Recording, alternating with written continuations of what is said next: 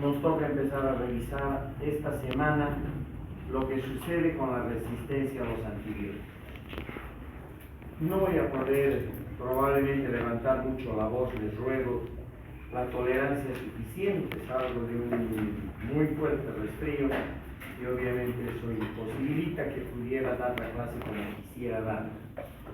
De cualquier manera, el contenido siempre ha de ser un contenido asequible y lo que voy a hacer es, tenía que haberles pasado ya al representante de la asignatura los temas de metabolismo, pero estoy esperando que concluyamos con esto más para pasar todo de una sola vez, ¿ya?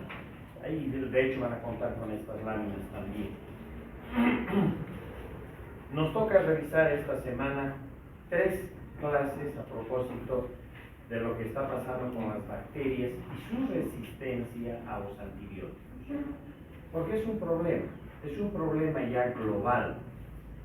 Le hemos llamado, y en su momento hemos coincidido todos a nivel mundial, de que esta es una pandemia, solo que es una pandemia silenciosa. No es como la COVID-19 que ha paralizado a los países en el mundo. Esta otra lo que está haciendo es perjudicar la economía de los países, está perjudicando los sistemas de salud, pero lo viene haciendo, como diríamos, muy por debajo de lo que uno pensaría que está sucediendo. Y si bien cada vez se habla más de lo que pasa con la resistencia a los antibióticos, por otra parte también hay errores en la comunicación de este tema hacia la población. Hay errores que lamentablemente incluso los colegas médicos están cometiendo a diario. Y cuando tenemos toda esa situación tan candente, muy poco podemos avanzar en lo que se pudiera referir a intentar, no podemos contener al 100%, es imposible, pero sí, por lo menos pudiéramos retardar lo que significa la aparición de esta resistencia a los antibióticos. Así que entonces vayamos viendo nuestras láminas. Le han llamado la revancha de las bacterias, parece que sí. No es un problema de ahora, este es un problema que viene desde el inicio prácticamente de lo que hemos venido estudiando en cuanto al mundo bacteriano en el planeta. La resistencia a los antibióticos se ha venido dando desde tiempos inmemoriales y es una historia de miles de millones de años atrás. Y uno diría, pero ¿cómo es posible eso si los antibióticos recién los hemos aprendido primero a manejar, los hemos descubierto hace no más de 100 años atrás? Y la respuesta es de que en la naturaleza los mohos, los hongos, diferentes bacterias están fabricando antibióticos continuamente. No podemos creer que el moho de la penicilina es un moho que recién en el año 1928 empezó a fabricar penicilina, ¿verdad? Eso es absurdo. Ese moho ha aprendido a hacer la penicilina hace miles de millones de años atrás. Por lo tanto, siempre las bacterias han estado en contacto con estas sustancias y a partir de ello se han venido seleccionando los mutantes resistentes. Otra cosa es de que en estos tiempos la mala, la pésima práctica de lo que significa el uso de los antibióticos, que ya ha degenerado en un abuso de los antibióticos, lógicamente ha desencadenado una selección cada vez más rápida de lo que significan estos mutantes que ya vienen marcados con resistencia. Y eso es bien claro, ¿verdad? Porque para ello lo único que tenemos que hacer es primero definir qué es la resistencia a los antibióticos. Y ustedes están viendo en la lámina que básicamente estamos hablando de un proceso potencial. Claro que sí.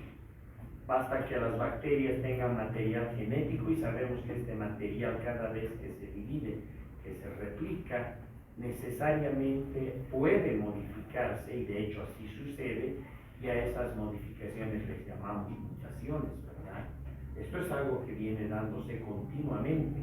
Por eso es de que el proceso de la resistencia se apoya precisamente en este sistema, vamos una atrás y dos inclusive, se apoya en este sistema potencial que poseen las bacterias. Gracias a esa respuesta Las bacterias no se van a inhibir o no se van a destruir cuando precisamente se produzca la interacción con los antibióticos. Y ustedes ya han llevado antimicrobianos, han llevado antibióticos, saben que estos se dividen en bactericidas y bacteriostáticos. Precisamente eso es lo que están viendo acá. Si no se inhibe, es que los bacteriostáticos no van a funcionar. Y si no se destruye, es que los bactericidas tampoco van a funcionar. ¿De acuerdo? Esto hace de que necesariamente se pueda predecir fallas terapéuticas.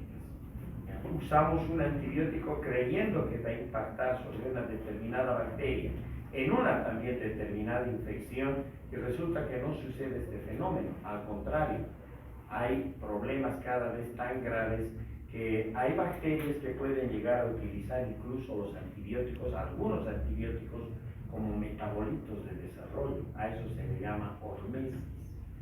Por lo tanto, lejos de querer resolver una infección cuando estamos dando el antibiótico, es casi como echarle gasolina al fuego. Lo único que vamos a hacer es de que el proceso se torne todavía mucho más agresivo. Y es por eso que hablamos de que estas fallas terapéuticas básicamente nos van a dar laboratorialmente lo que conocemos como en los resultados de los antibiogramas, las respuestas o categorías de intermedio o de resistencia. Cuando ya hablamos de resistencia, y esta está basada en lo que emerge desde el resultado del antibiograma, ese método laboratorial por el cual averiguamos si las bacterias son todavía o no sensibles a los antibióticos, pues resulta que muestran tenores diferentes de resistencia y un camino intermedio que es precisamente esa respuesta, aquella que queda entre la sensibilidad y la resistencia, y que es el aspecto intermedio, que es una frontera que va a ir cada vez yéndose más hacia la resistencia. Pero obviamente esta resistencia es clínica, la estamos viendo en los pacientes. Eso significa de que tiene que haber la dosificación de ese antibiótico. Este se va a concentrar fisiológicamente en el organismo del paciente y va a obedecer imprescindiblemente a que se haya establecido por lo menos un mecanismo de resistencia. No puede haber resistencia a los antibióticos en las bacterias si es que no se ha producido también previamente la adquisición por mutación o por recepción de genes de resistencia, de que se haya producido un mecanismo por lo menos de resistencia. Obviamente estos pueden generarse desde el genoma de la bacteria, cromosómicamente o extracromosomalmente. Cuando esto pasa, los famosos puntos de corte se mueven. Y vamos a ver poco a poco qué significa esto de los puntos de corte. Porque si tenemos a la resistencia clínica desde una perspectiva, también podemos mirar la resistencia desde la perspectiva de la microbiología. En la microbiología esto es más claro todavía, porque las cepas bacterianas se van a dividir o ya sean en wild type o del tipo salvaje, o las non-wild type, las que no son del tipo salvaje, las no tipo salvaje, ¿de acuerdo? No hay otra opción en microbiología. Y eso significa entonces de que para esto, en los laboratorios, las y los microbiólogos lo que están buscando son estos valores de cutoff epidemiológico, lo cual ustedes tienen que empezar ya poco a poco a incorporar a su vocabulario médico, porque si bien esto emergió desde los laboratorios, hoy por hoy no se puede admitir un pediatra, no se puede admitir a un médico que sea experto en medicina interna o en infectología o en nefrología que no maneje los valores de corte que están viendo ahí o de valores de cutoff que sean epidemiológicos, ¿no? Y eso simplemente obedece a una razón, y es de que cuando hablamos de las cepas wild type, son aquellas cepas en las cuales por lo menos nosotros vemos de que no se ha generado ningún mecanismo de resistencia todavía. Es decir, no van a presentar ningún tipo de mecanismo de resistencia. Volveremos para atrás. lo que obviamente significa que afortunadamente las mutaciones por las cuales está pasando esa bacteria no han tocado lo que significa el hecho de que pueda mostrarse refractaria a un determinado antibiótico, ¿de acuerdo? Esto obviamente tiene una perspectiva interesante, porque estas categorizaciones, en este caso de White Knight, solamente emergen desde los puntos de corte que son no clínicos. Y ahora sí, solamente escuchen. Cuando nosotros investigamos en laboratorio, no solo hacemos el antibiograma, sino que también buscamos la concentración inhibitoria mínima de la que con seguridad les han hablado ya al empezar a abordar los antibióticos. La concentración inhibitoria mínima es la concentración más pequeña del antibiótico con la cual logramos la inhibición de esa bacteria, ¿de acuerdo? Para ello podemos hacer en tubos, hay unas placas que también sirven para esto. Lo más corriente siempre ha sido el hacer en tubos. ¿Qué hago en un tubo? Coloco un medio de cultivo y coloco un antibiótico que va a ir desde una concentración grande hasta una concentración pequeña. Y para ello tengo que hacer diluciones, ¿verdad? Si el antibiótico X lo voy a probar para ver qué pasa frente a una bacteria A, entonces el antibiótico, por ejemplo, puedo empezar en el tubo de mayor concentración, para hacerlo fácil, 32 microgramos por mililitro. 32 microgramos del antibiótico por mililitro de medio de cultivo. Si estoy haciendo diluciones, ustedes saben que químicamente esas diluciones bajan al duplo, ¿verdad? Por lo tanto, el próximo tubo, cuando hago la dilución, ya no tiene 32, tiene 16 microgramos. Vuelvo a hacer otra dilución y ya no tengo 16, en el tercer tubo tengo 8, pues estoy bajando a la mitad siempre. No puede ser de otra manera, ¿verdad? Cuando hago diluciones siempre voy a bajar la mitad. Por lo tanto, si ya tengo 8, mi próxima dilución va a tener 4, la próxima 2, la próxima 1 y por ahí me detengo en 0.5. ¿De acuerdo? O sea que tengo una galería de tubos. El primer tubo tiene 32 y el último tiene 0.5 microgramos del antibiótico X por mililitro de medio de cultivo. Obviamente esto está enocado, ¿de acuerdo? Siembro la bacteria problema, la misma cantidad en todos los tubos, y llevo a incubar y saco a las 24 horas. Cuando saco a las 24 horas, puede ser que yo vea que en el tubo de 32 microgramos, el tubo está límpido, como si no hubiese sembrado nada. El tubo de 16, límpido, como si no hubiese sembrado ninguna bacteria. El tubo de 8, límpido, como si no hubiera sembrado nada. Pero el tubo de 4 microgramos a lo mejor ya está turbio. Y el de 2 ni qué decir, y el de 1 ni qué decir, ¿verdad? Y el de 0,5 ni qué decir. Por lo tanto, ¿qué significa eso que estoy mirando ahí? Significa que con 4 microgramos, vean ustedes, la concentración más pequeña del antibiótico en esa galería, he logrado la inhibición del desarrollo. O sea que la concentración inhibitoria mínima para ese antibiótico, y en el caso de esa bacteria, es 4 microgramos por mililitro. Esa concentración inhibitoria es igual que hablar de puntos de corte. Se equivale a lo mismo. Entonces digo, es un punto de corte de 4 microgramos por mililitro, que es igual a la concentración inhibitoria mínima. ¿Se entendió? Listo. Obviamente las concentraciones inhibitorias mínimas, los puntos de corte, no son fijos, ¿verdad? Depende de cada bacteria y depende de cada antibiótico. Depende de cuánto estoy usando ese antibiótico y de qué tan bien o qué tan mal lo estoy utilizando. Esos puntos de corte se van a ir moviendo siempre hacia la resistencia, toda la vida, ¿de acuerdo? En otras palabras, las bacterias van marchando todas hacia la resistencia. Algún día todas van a llegar al 100% de resistencia, pero esperábamos que eso tardara todavía unos 40 o 50 años.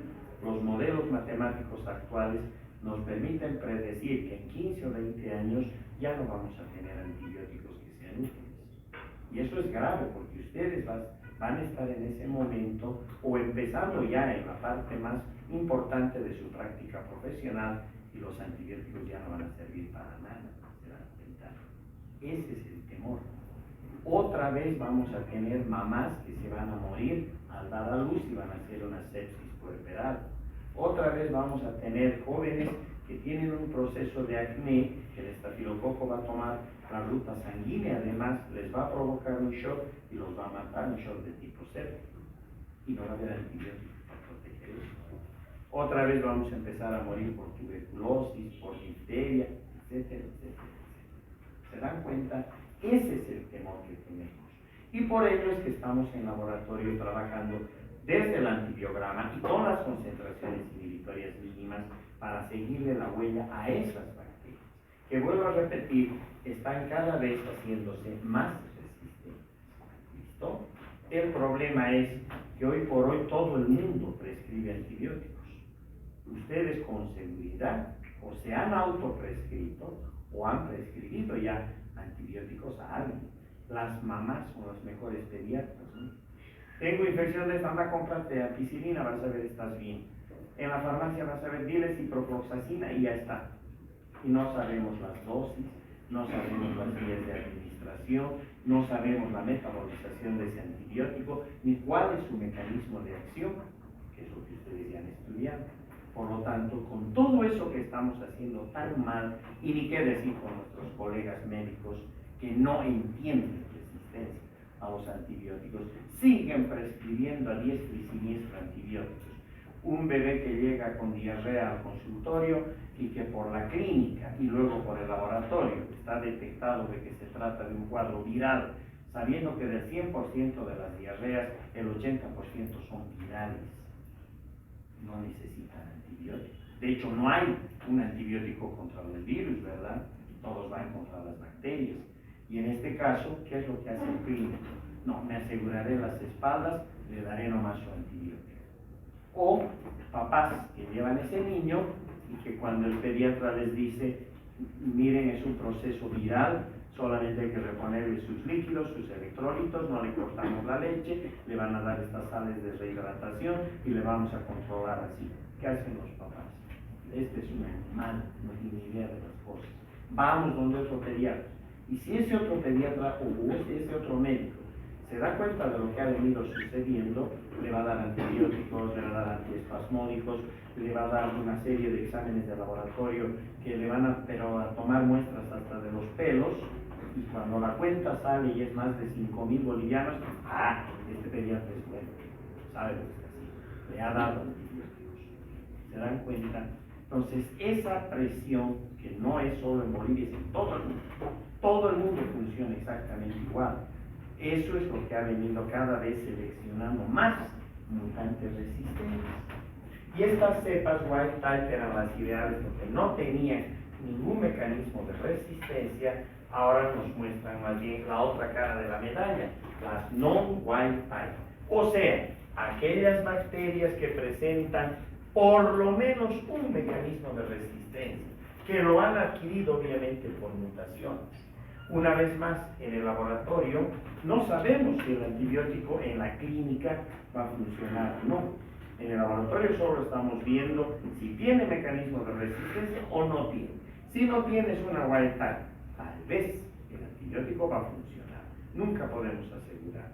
Una non-wild type ya tiene un mecanismo de resistencia. Y alguien nos dirá, pero entonces no va a funcionar. No sabemos, porque a lo mejor el antibiótico va a tomar otro tipo además de dianas, de lugares donde va a atacar, dependiendo del tipo de antibiótico, o uniéndole con otro, es probable que las cosas caminen. Es decir, estos puntos de corte no son clínicos, son totalmente laboratoriales. ¿Se entendió? Perfecto, sigamos. Pero hemos dicho que tienen que originarse ya sea en el cromosoma de la bacteria, o sea, su genoma, o extracromosomalmente. Y si están manejadas desde su cromosoma, obviamente es porque se han producido mutaciones.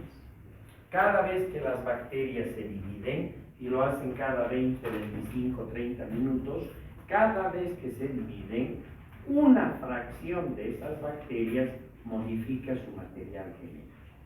¿De acuerdo? Es como tener una fábrica de botellas. Si yo por minuto hago 1000 botellas, seguro que por lo menos 2 o 3 van a salir con el cuello chueco, porque siempre hay una desviación estándar, siempre hay un error esperado. Lo mismo pasa en la división bacteriana.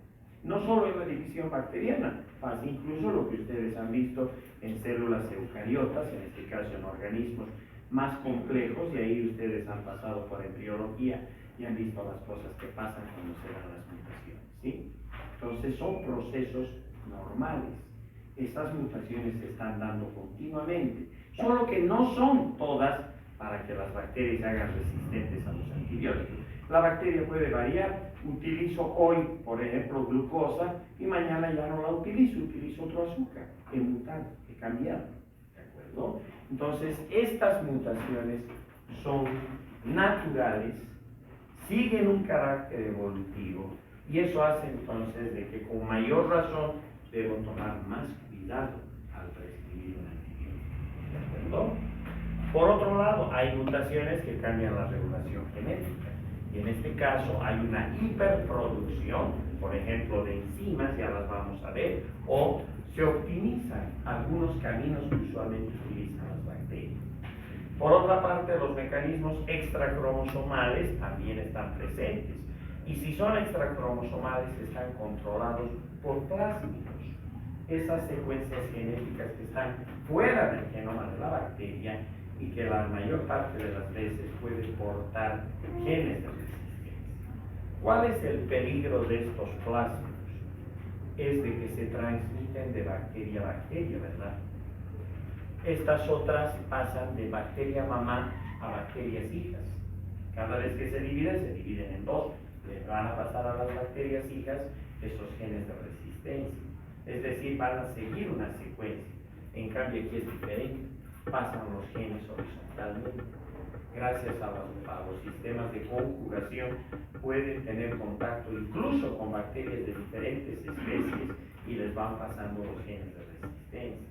A estas les tenemos pánico porque son las que producen esos brotes epidémicos dentro de un hospital de resistencia por parte de un determinado tipo de bacterias que empieza a matar pacientes dentro del hospital. Que no solamente se debe a plásmidos, también se debe a transposones. Esas secuencias genéticas que se desprenden del genoma se van a otro lugar y se insertan gracias a sus secuencias de inserción, o se desprenden desde los plásmidos y se van al genoma, o desde el genoma a los plásmidos. Esos transposones también son bien peligrosos. Y finalmente los integrones, porque son secuencias genéticas múltiples que están a lo largo de varias secuencias en el genoma de la bacteria, están controladas por regulones, por genes reguladores, y obviamente estos pueden manejar ya no una resistencia, pueden manejar 2, 3 tipos de resistencias simultáneamente, ¿de acuerdo? Por lo tanto, ¿cómo no vamos a tener que revisar esto? Estamos obligados, ¿verdad? Pero vamos a los mecanismos. El primer mecanismo, ya lo vamos a ver, que no entre el antibiótico a la bacteria. La bacteria va a evitar que el antibiótico pueda llegar a su interior y pueda ir ahí donde debe cumplir su mecanismo de acción. El primer mecanismo es el de la impermeabilidad. Obvio, si nosotros vemos a la estructura de una bacteria, aquí está, esta es la pared de una bacteria gram negativa de lejos, ¿verdad?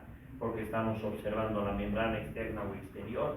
Aquí están los lipopolisacáridos, aquí están las porinas, formadas por lipoproteínas, aquí está el espacio periplásmico, el péptido glicano y la membrana celular, ¿sí? Típica de gram negativo. En este caso, por ejemplo, ¿qué es lo que pasa? Por una mutación o por varias mutaciones que se van sumando, se pueden ir modificando estructuras y particularmente se pueden modificar las estructuras que tienen que ver con la membrana externa de esa pared. ¿Qué supone eso? Que las porinas también se van a modificar. Y al modificarse las porinas, incluso pueden cambiar sus cargas eléctricas. Llega un antibiótico que normalmente pasaba por las porinas y ahora se encuentra con porinas por las cuales no va a poder pasar. Qué mejor que verlo otra vez en imagen, ¿verdad? Aquí está el antibiótico, aquí están las porinas, aquí está el citoplasma y todo esto es la pared de la que acabamos ya de comentar. Veamos qué es lo que pasa. Eso es lo normal, ¿verdad? Vamos a suponer que era ciprofloxacina. El mecanismo de acción es intercalarse con el DNA de la bacteria y hemos dicho y han estudiado ya de que obviamente ahí van a inhibir a dos enzimas, a la DNA-quinasa y a la topoisomerasa 4, ¿verdad? Pero cuando se produce la mutación, las porinas se van a modificar. Y al modificarse estas porinas, ahí está nuestro antibiótico, vean ustedes, no va a pasar. No va a poder pasar la pared de la bacteria. El resultado es resistencia, ¿verdad? Si ni siquiera ha pasado el antibiótico. Obviamente, por impermeabilidad, la resistencia queda montada. La otra es que las bacterias, también por mutaciones a nivel de su pared, puedan en su momento cada vez más atraer e incrementar los cationes bivalentes. ¿Qué sucede en este caso? Más allá de lo que están viendo, aminoglucósidos y fluoroquinolonas, que son sobre las que mejor trabaja este mecanismo de resistencia, es que si yo veo en el ejemplo clásico de las figuras, aquí está otra vez la pared del gran negativo, en las cargas de superficie, siempre las bacterias tienen cargas electronegativas, ya sean gran positivas o ya sean gran negativas, ¿de acuerdo? Por lo tanto, lo hemos dicho en su momento, las cargas eléctricas no pueden ser tan fuertemente de corte negativo, porque obviamente no pasarían determinados metabolitos. ¿Qué es lo que hacen las bacterias entonces? Atrapan cationes bivalentes, por ejemplo calcio, y gracias a eso estabilizan las cargas. No es que dejan de ser electronegativas, solo que disminuyen esa electronegatividad y ahora sí pueden pasar los metabolitos sin problema. Pero ¿qué pasa cuando hay una mutación que modifica esta superficie? Miren cómo los cationes bivalentes empiezan a ser atraídos en gran cantidad. El resultado es un verdadero escudo de cargas positivas. Ahora imaginemos un antibiótico, el caso de los aminoglucósidos. Cualquier aminoglucósido, gentamicina, ganamicina. Estos aminoglucósidos son los más electropositivos que encontramos a nivel de los antibióticos. En este caso es obvio que si el aminoglucósido tiene que atravesar esa pared, no va a poder, ¿verdad? Porque es una repulsión de cargas similares. Se está enfrentando una pared donde hay un escudo de cargas positivas y como el aminoglucósido tiene cargas también positivas, obviamente se da la repulsión electrostática y esto define la resistencia. Obvio, ni siquiera entró el antibiótico. ¿Sí o no? La otra posibilidad es que optimizan algo que ya tienen, en este caso las bombas de flujo, y ya ni siquiera miren para qué antibióticos funcionan por hoy para todos los tipos de antibióticos, ¿de acuerdo?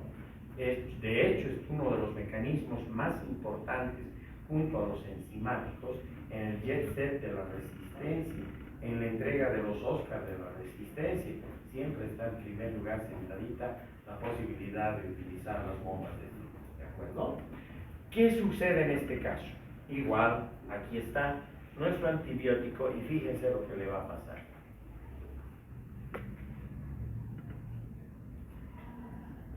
Ni siquiera llegó al citoplasma. Vamos a suponer que era una tetraciclina. Recuerden su mecanismo de acción, ¿verdad? Tienen que ir hasta los ribosomas y trabajar sobre determinada unidad del ribosoma. En este caso, ¿qué ha sucedido? Simplemente que cuando nosotros vemos que la molécula del antibiótico pasa, rápidamente una proteína de fusión engancha al antibiótico, lo reorienta y lo expulsa por un canal de salida. Por eso los españoles también le llaman el mecanismo de la expulsión activa, porque obviamente se gasta bastante ATP, ¿de acuerdo?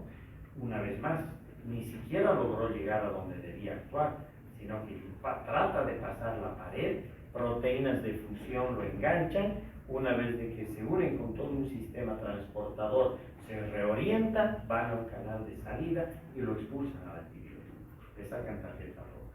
Por lo tanto, obvio, ni siquiera cumplió su mecanismo de acción. El resultado es desde ya la resistencia. ¿Listo? La otra es que ya el antibiótico ha logrado pasar, no había nada que lo ponga el paso como en los casos anteriores, pero ahora puede haber modificaciones por mutación. Por ejemplo, puede haber nuevas PBPs o puede haber diferentes enzimas que se modifican. Veámoslo con imágenes, siempre es mejor, ¿verdad? Acá tienen una fotografía del libro que ustedes están revisando con seguridad, el libro Jarves de microbiología. Ahí tienen el esquema de la pared, el peptidoglicano clásico.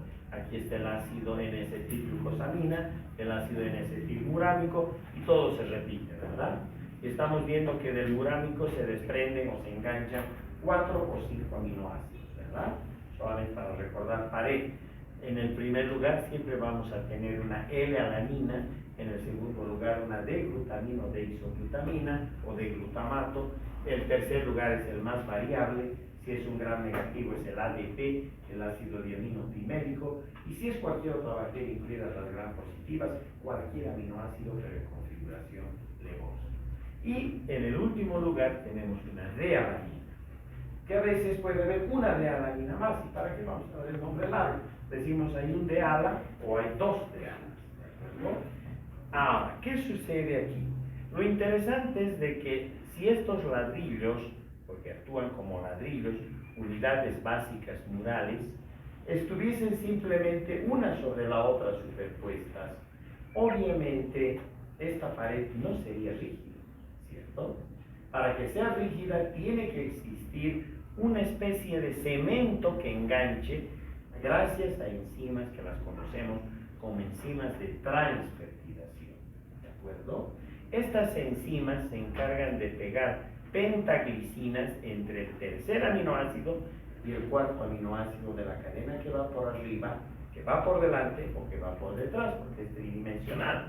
Miren, aquí también el cuarto está pegando con el tercero gracias a un puente de pentaglicina, 5 glicinas. Y lo mismo está pasando aquí y lo mismo aquí, ¿de acuerdo? Ahora sí, cuando se produce la transpeptidación, esta pared es rígida, ahora sí le va a dar forma a la bacteria y obviamente le va a proteger de los fenómenos de hiperosmolaridad que se pudieran dar, ¿de acuerdo? Pero para que esto suceda así, tienen que actuar enzimas. Y si son procesos de transpeptidación, obviamente serán transpeptidasas, transglicosilasas y carboxipeptidasas, ¿cierto? Estas enzimas son las que conocemos con el nombre de PDPs.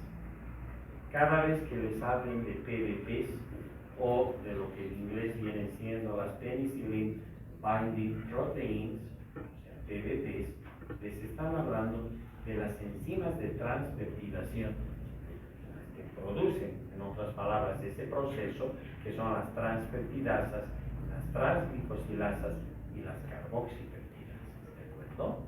Y ahí tienen algunos ejemplos de estas PDPs. Nada más. Damos el próximo paso, dejaremos que se produzca el enganche, ahí está. Pero ¿qué pasa cuando hay una mutación que modifica las PDPs, se modifican las enzimas?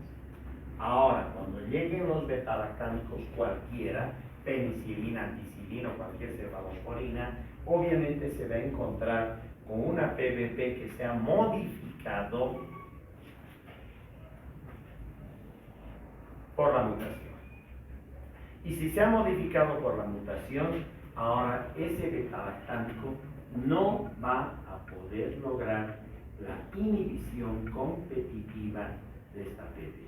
El resultado, resistencia, obvio. ¿Se entiende el porqué de las PDPs? Perfecto. La otra es, hemos dicho que modifiquen otras enzimas, y aquí el ejemplo clásico es el de las sulfas, o mejor aún, todavía, la sulfa asociada a otra molécula, en el caso del sulfametoxazol, que está asociado a la trimetoprima, conforme a lo que llamamos como el cotrimoxazol, lo que también en las farmacias nos dicen, sí, el Bactrim, pero esa es la marca. Químicamente, farmacológicamente hablando, estamos refiriéndonos al cotrimoxazol, que vuelvo a repetir, es el sulfametoxazol más la trimetoprima. ¿Qué pasa con esas dos moléculas que actúan en conjunto?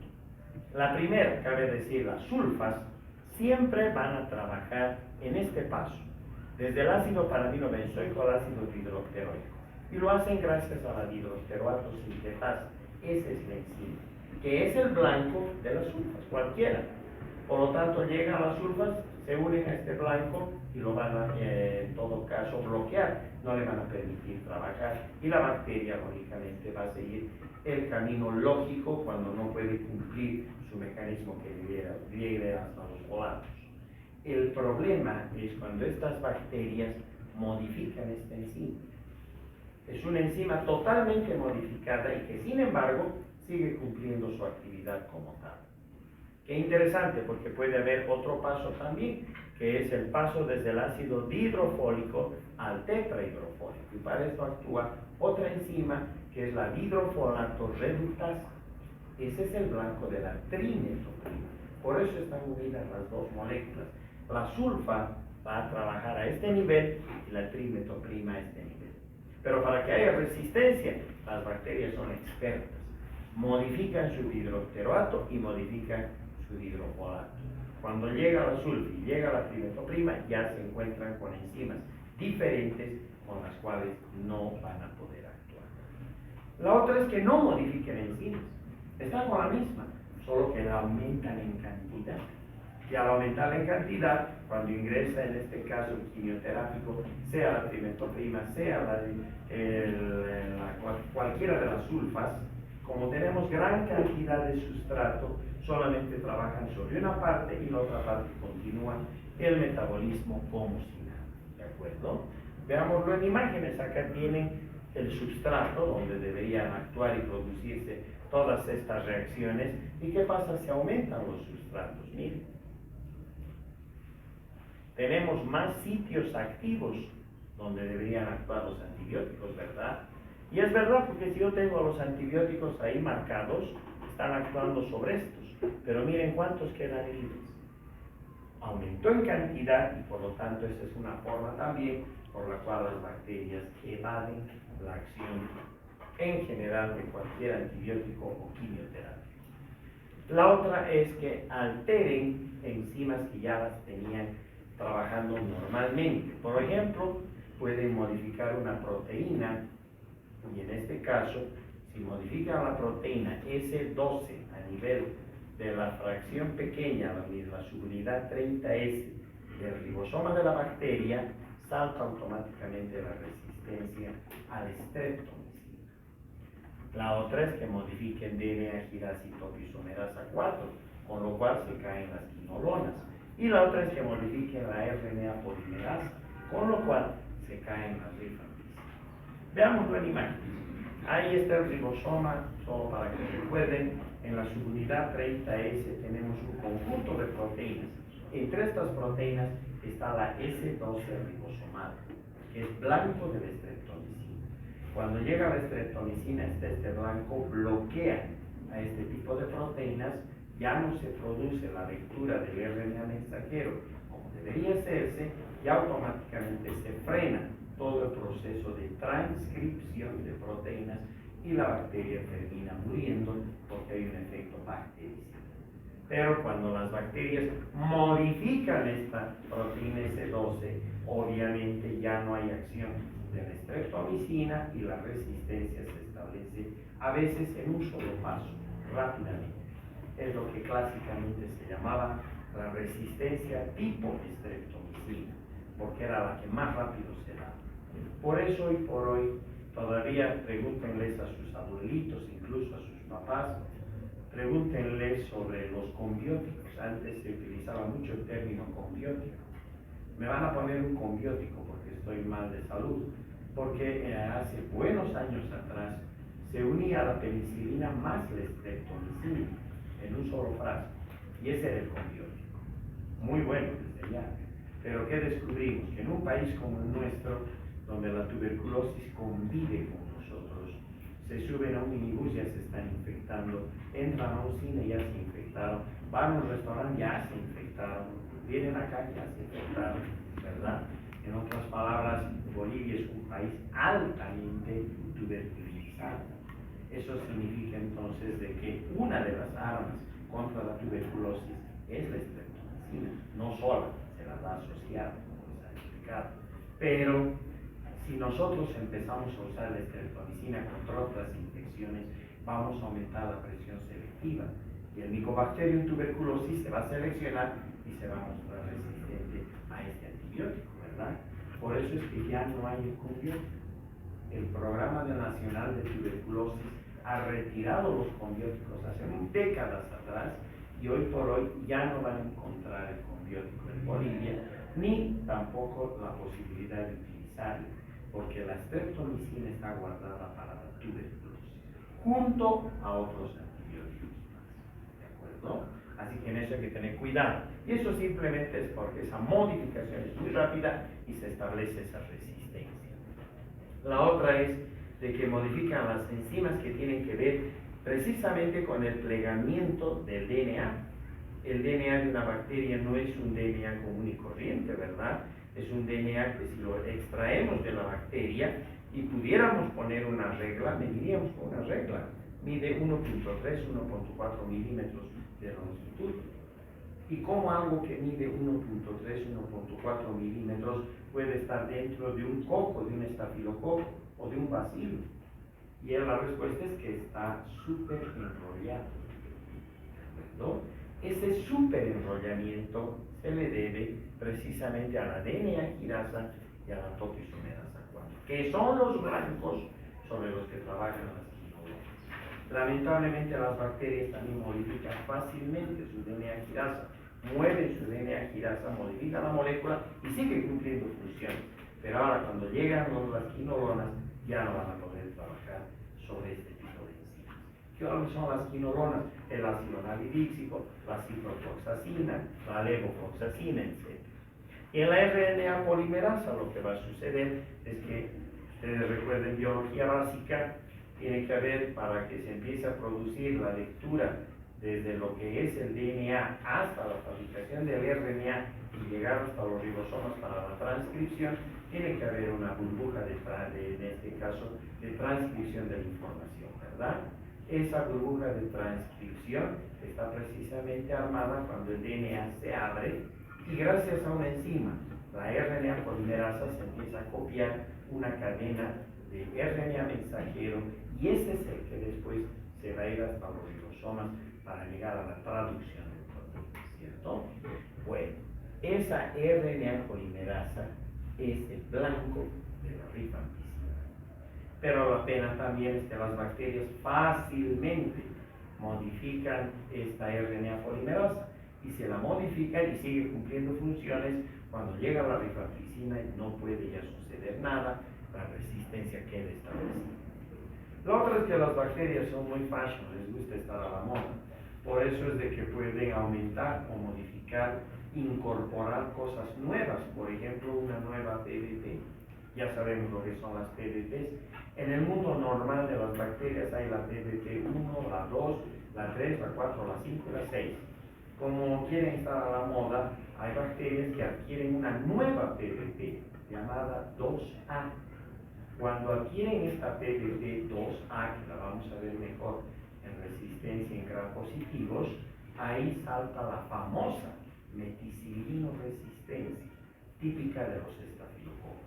Gracias a esta resistencia, hoy por hoy los estafilococos se están haciendo cada vez más difíciles de combatir y cada vez más gente se nos está muriendo por infecciones estafilocócicas. La otra es de los enterococos. Modifican sus de ala, ¿recuerdan? Por eso tuvimos que mirar eso. El cuarto y quinto aminoácido del peptidoglicano. Normalmente la vancomicina, la tecoplanina, que son glicopéptidos, se enganchan a los residuos de ala, los prácticamente bloquean, y ese es su mecanismo de acción.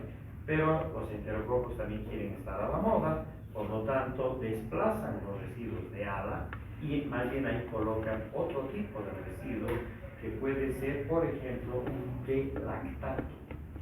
Si colocan un D-lactato, este es mucho más grueso, mucho más complejo, o sea que cuando llega la vancomicina y trata de secuestrar a los de ala, ahora se encuentra con un D-lactato, no puede, rebota y la resistencia queda establecida. Son los famosos enterococos vancomicino resistentes. El terror de los hospitales. Cada vez más niños se nos mueren en las salas de neonatología por culpa de esta bacteria, que además está en nuestras mucosas, está en nuestras manos. No nos lavamos las manos, atendemos mal a nuestros pacientes, les llevamos estos enterococos que se han quedado a vivir en los hospitales y terminan matando estos grupos, ¿de acuerdo? Por eso les decía, hay que tener demasiado cuidado con este tipo de situaciones. Y estas que vienen son bonitas porque son modificaciones simplemente estructurales. En otras palabras, las bacterias pueden aumentar el espesor de su pared. Esta es una bacteria con un espesor normal, una bacteria gram positiva, fíjense, todo es peptidoglicano. Pero ¿qué pasa si la bacteria por una mutación empieza a fabricar mucha N-acetilglucosamina y N-acetilmurábico? ¿Recuerdan los dos ladrillitos que estaban en el peptidoglicano? Si empiezan a fabricar tanto de esto, la bacteria no lo va a desperdiciar, más bien va a empezar a armar paredes, ¿no es cierto? Trozos para pared, y les va a empezar a incorporar en su pared. Pero obviamente una pared de estas características se va a ver obligada, miren, a ser mucho más voluminosa esta estructura, porque tiene tanto ladrillo para disponer que puede empezar a construir una pared mucho más voluminosa. Cuando llegan los glicopéptidos, vancomicina, teicoplamina, van a trabajar, claro que sí, pero van a trabajar en el volumen que podrían hacerlo.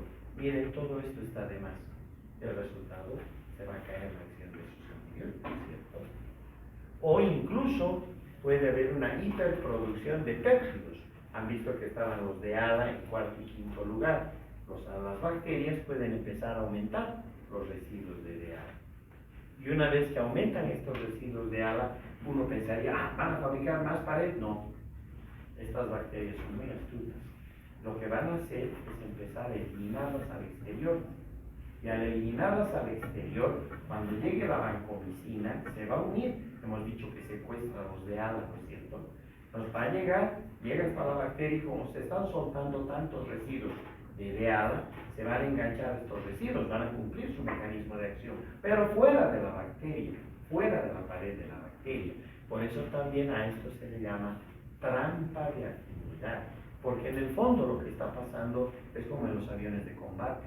Sueltan señuelos de calor para que los cohetes, los proyectiles del otro se vayan a esos señuelos. Esta bacteria está eliminando señuelos, pero desde ADA, para que la vancomicina, la teicoplanina, se unan a estos residuos, pero fuera de la bacteria. Resultado, bacterias resistentes. ¿Sí o no? La otra es de que pueden llegar en su momento a metilar de una manera muy agresiva y proteger sus ribosomas. Y entonces tenemos el famoso sistema MLSB. Famoso, ¿por qué? Porque es una triple resistencia. Macrólidos, lincosaminas y estreptograminas del grupo B. En los macrólidos, recuerden, están eritromicina, acitromicina, claritromicina. En las lincosamidas están lincomicina, clindamicina. Y en las estreptograminas del grupo B está la virginomicina, la pristinamicina, que no hay a morir. Y sin embargo, nuestras bacterias ya son resistentes a las estreptograminas del grupo B, a un grupo de antibióticos que no hay a morir.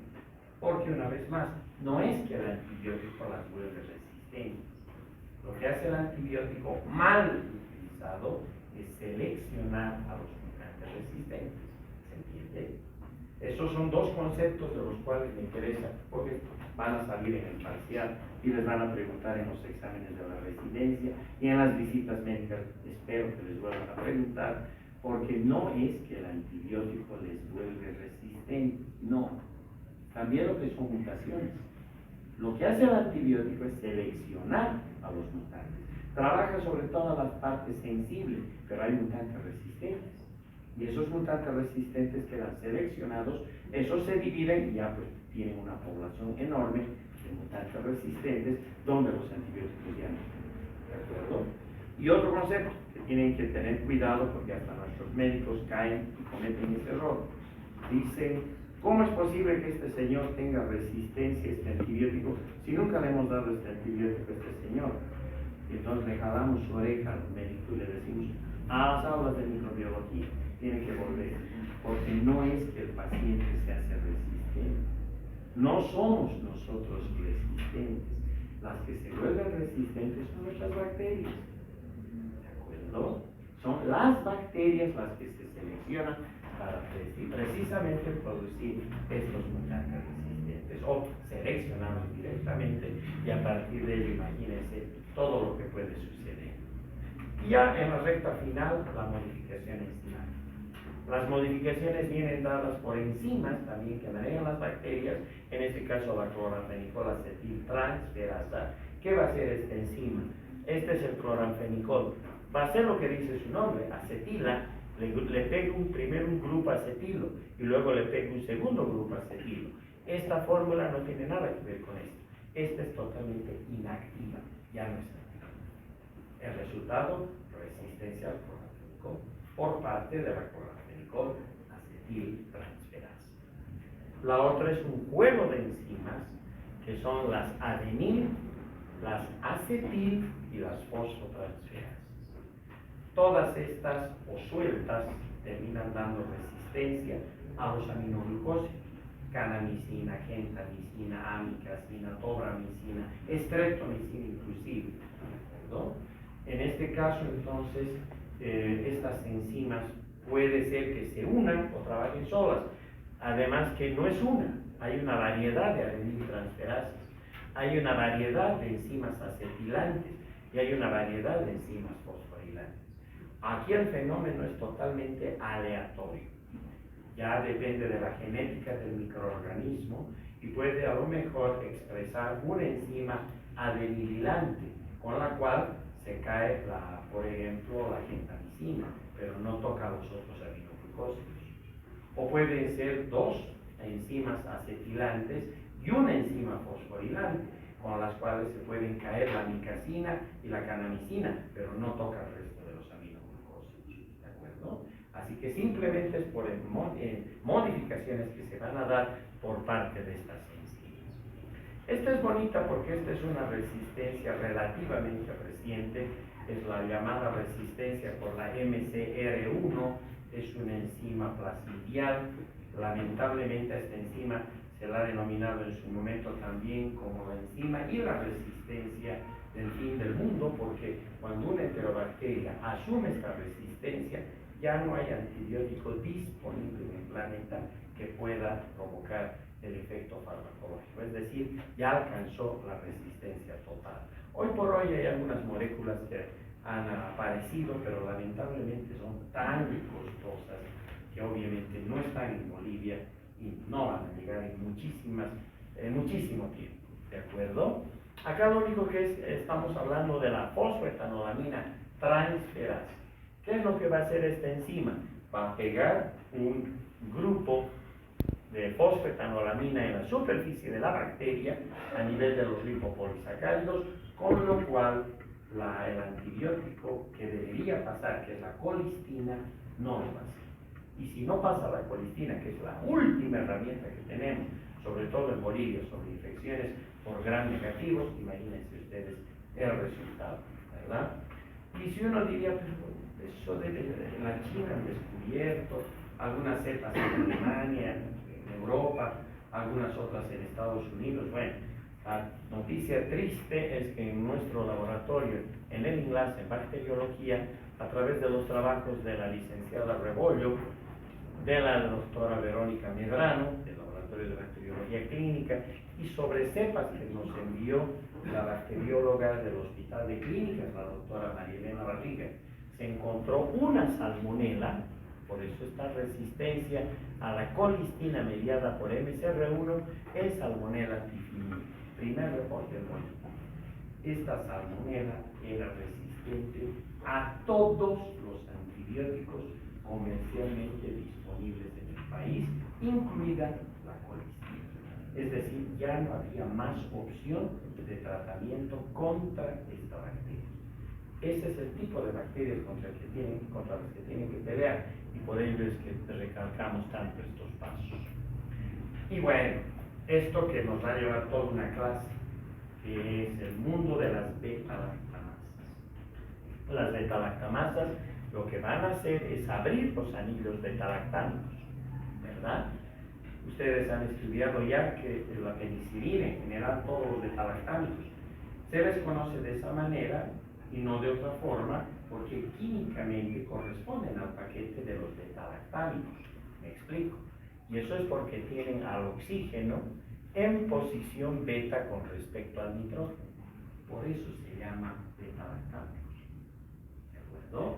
Porque tienen al oxígeno en posición beta con respecto al nitrógeno. ¿Entendió? La actividad antibacteriana está acá, en el anillo beta-lactámico. El resto del anillo secundario solamente sirve para mejorar la acción de la molécula, que se va a ionizar mejor, va a lograr llegar a los diferentes tejidos, etc. Pero la actividad antibiótica está aquí. Y esta es la fórmula estructural de la penicilina y esta de las cefalosporinas, para que vean que los beta-lactámicos son muy similares y sus anillos beta-lactámicos son igualitos, con variaciones acá en los radicales. De hecho, en la ampicilina, la amoxicilina o en las cefalosporinas, las de primera, las de segunda, las de tercera, cuarta y quinta generación. Pero ¿qué hacen las beta-lactamasas que fabrican las bacterias? Abren estos anillos. Y al abrir estos anillos, fíjense, se pierde la acción antibiótica. El ácido 6-aminopenicilánico, que es cuando actúa la beta-lactamasa se abre y se convierte en ácido peniciloico, totalmente inactivo frente a lo que significa una capacidad de corte antibiótico. Ya no tiene actividad frente a esto. ¿De acuerdo? Esa es la acción fundamental de las beta-lactamasas. Y esto es algo que vale la pena comentarlo, porque las bacterias sí son buenas amigas. Les prometo que no hay mejores que ellas. Miren, estas bacterias, por ejemplo, este es un mecanismo trabajado el año 2016-2017, ahí están las citas para que puedan explorar los artículos fuente, eso es lo mejor, ¿verdad? Pero vean ustedes, acá tenemos, vamos a ir para atrás, nos hemos adelantado. Esta es una bacteria gram negativa, ¿verdad? Aquí está su membrana externa o exterior, su espacio péptido-glicano. Miren, ha fabricado una beta-lactamasa, en este caso una carbapenemasa. Y esta no tiene.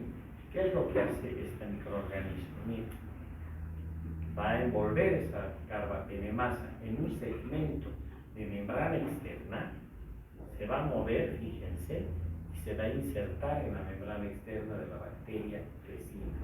Una vez que se inserta, va a vaciar la carbapenemasa en su espacio periplasma. No le está dando los genes para dar más resistencia, le está dando directamente la beta-lactamasa. En este caso es una carbapenemasa. ¿Qué tal? Impresionante, ¿verdad? Y ahora sí, nosotros podemos decir claramente de que al término de esta charla Fleming no se equivocó. Fleming en 1928 descubre la penicilina.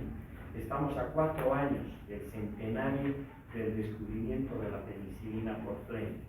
Cuando le dieron el premio Nobel en 1945, junto a otros 2 investigadores que utilizaron, uno por la producción masiva de la penicilina, estamos hablando de Chain, y el otro porque utilizó por primera vez clínicamente la penicilina, el doctor Howard Florey. Los 3 recibieron el premio Nobel el año 1945. Fleming fue el que dio el discurso de agradecimiento, y en su discurso, cuando acababa el mismo, él decía que advertía de que la penicilina aparecía como una molécula no tóxica, y es verdad, es la molécula más